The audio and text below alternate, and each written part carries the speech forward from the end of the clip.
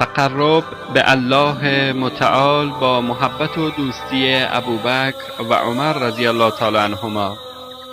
در کتاب تاریخ دمشق جلد 27 صفحه 374 از عبدالله بن حسن بن علی بن ابی طالب رحمت الله علیه روایت است که فرمود: به الله سوگند که او تعالی توبه بنده ای را نمیپذیرد که از ابوبکر و عمر اظهار براءت و بیزاری کند.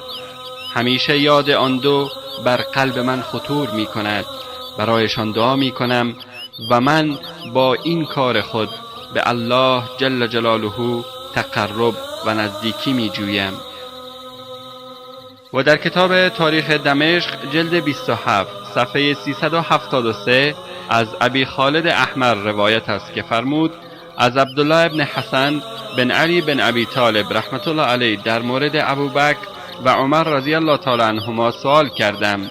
فرمود: درود الله بر آن دو و درود الله بر کسی نباد که بر آنها درود نمیفرستند.